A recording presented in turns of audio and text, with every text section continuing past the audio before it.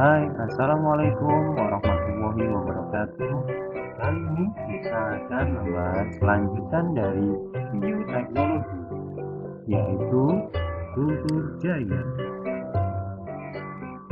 Kultur jaringan, apakah itu kultur jaringan? Kultur jaringan adalah memelihara jaringan pada suatu media berisi zat makanan atau nutrin dalam kondisi aseptis atau bebas kuman untuk ditumbuhkan menjadi individu baru yang memiliki sifat sama seperti induknya. Membiarkan bagian tanaman yang ditumbuhkan dalam media buatan sehingga tumbuh menjadi tanaman sempurna, disebut juga dengan kultur in vitro. Kultur jaringan pertama dilakukan oleh F.C. Stewart pada tahun 1958. Bagian tumbuhan yang dapat dipakai adalah akar, batang, dan daun, disebut dengan explant. Kemampuan sel untuk tumbuh menjadi individu baru disebut totipotensi. Nutrisi yang dibutuhkan dapat berupa unsur makro C, H, O, N, S, P, K, Ca, Mg, dan unsur mikro Zn, Mn, Mo, Al, Fe, B, Cu, Cl, asam amino, gula, vitamin, dan hormon. Sel-sel tumbuh membentuk gumpalan sel disebut halus. Nantinya akan dipisahkan ke dalam medium khusus dan akan membentuk tumbuh tanaman kecil yang telah memiliki akar, batang, dan daun, disebut plantlet. Plantlet inilah yang akan kemudian dipindahkan ke dalam medium tanah dan dapat tumbuh menjadi tanaman baru.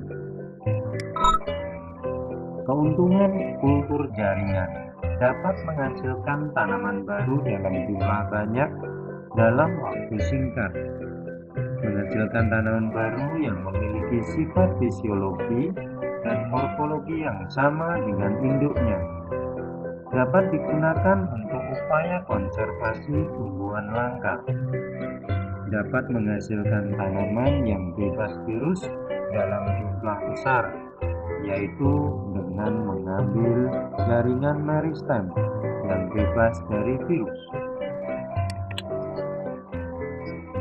Contoh kultur jaringan adalah pengambilan explant.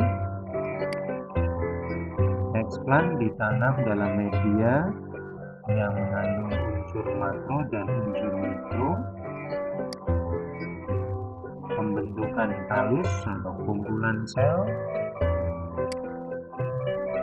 dipindah ke medium tanah, lantak atau kalus, tumbuh dan berkembang, kemudian dipindah ke medium tanah.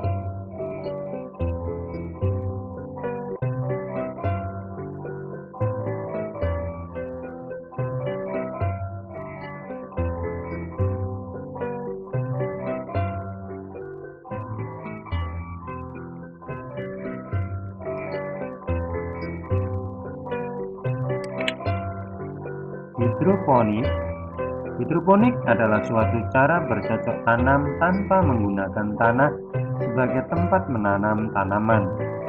Makan tanaman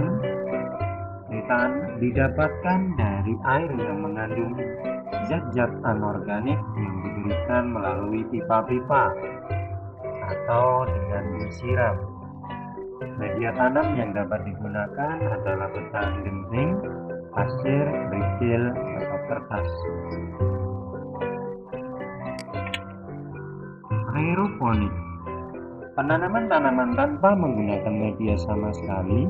Akar tanaman diletakkan secara menggantung dalam suatu wadah yang terjaga kelembabannya. Zat makanan didapatkan dari larutan nutrin yang disemprotkan ke bagian akar tanaman.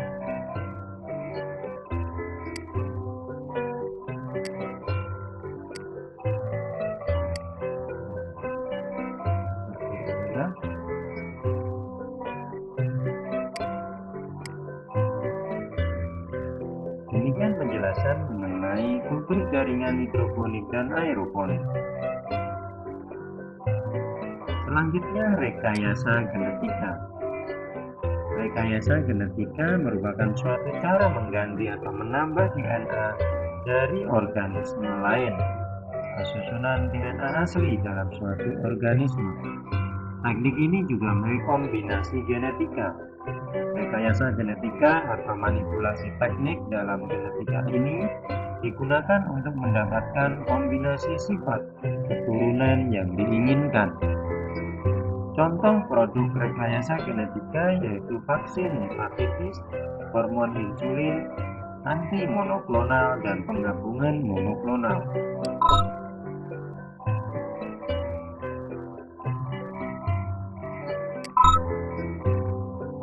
Plasmid dari sel bakteri dipotong dengan enzim restriksi. Dua ADN disatukan oleh enzim ligase. Molekul ADN rekombinan ditanam ke dalam sel inang.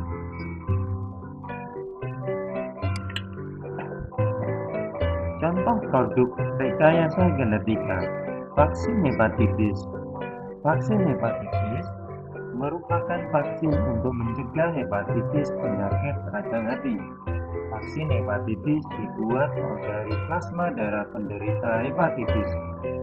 Dengan rekayasa genetika, gen bertanggung jawab membentuk selubung protein atau antigen. Di sekeliling virus telah berhasil diisolasikan. Gen ini selanjutnya disisipkan ke dalam sel kamer.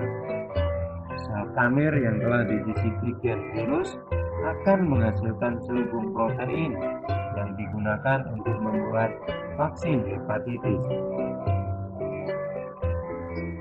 Virus hepatitis B, selubung protein virus antigen, memiliki gen selubung protein virus.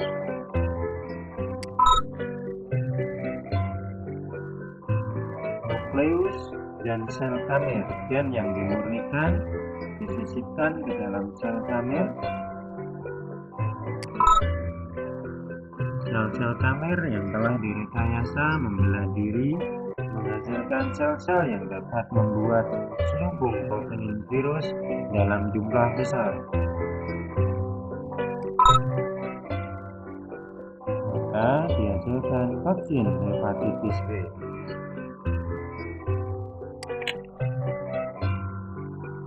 Contoh produk lain adalah hormon insulin.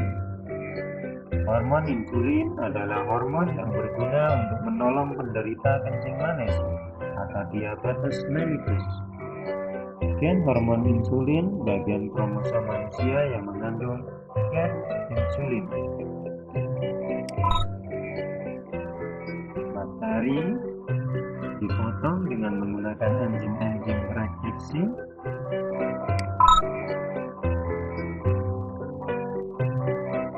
Gen insulin disisipkan ke DNA bakteri dengan menggunakan enzim ligase. DNA bakteri disisipkan ke dalam sel bakteri.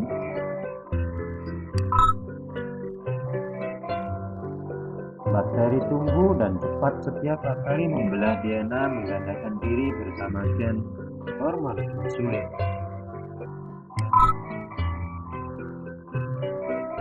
Gen insulin memerintahkan bakteri untuk membuat insulin.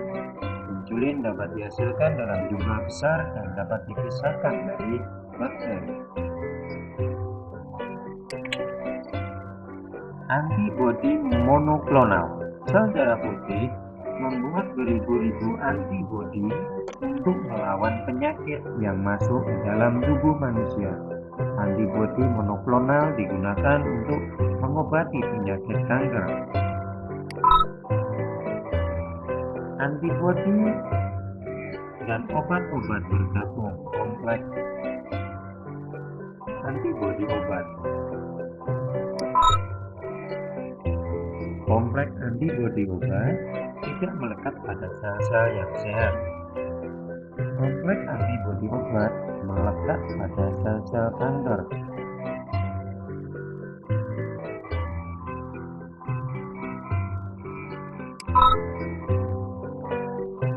sel-sel yang sehat tidak terinfeksi atau tidak menjadi kanker. Obat yang memasuki sel-sel kanker dan membunuhnya. Demikian penjelasan tentang produk rekayasa genetika. Selanjutnya kita lanjutkan ke dampak penerapan bioteknologi. Penerapan bioteknologi sederhana maupun modern tentunya akan memberikan dampak positif maupun negatif, diantaranya yaitu dapat mengatasi kekurangan bahan pangan dengan menyediakan bahan makanan secara cepat tanpa memerlukan ruangan yang luas. Dapat menyediakan bibit unggul dengan cepat dalam jumlah besar melalui kultur jaringan. Dapat dalam bidang lingkungan, dapat mengurangi pencemaran lingkungan dengan teknik bioremediasi, dapat menghasilkan obat-obatan antibiotik dan vaksin. Dampak negatifnya dapat mengganggu keseimbangan ekosistem. Jika organisme melakukan persilangan atau perkawinan dengan strain liar, dengan adanya makhluk transgenik yang dilepaskan ke alam bebas, dikhawatirkan akan dapat menimbulkan dampak berupa pencemaran biologi yang diperkirakan memiliki efek lebih berbahaya dari pencemaran nuklir dan pencemaran zat kimia lain. Transgenik dianggap sebagai pelanggaran hukum alam. Kesenjangan ekonomi antara petani dan peternak kecil, tersingkirnya berbagai jenis tanaman alami. Demikian penjelasan mengenai dampak penerapan bioteknologi. Semoga bermanfaat. Saya akhiri.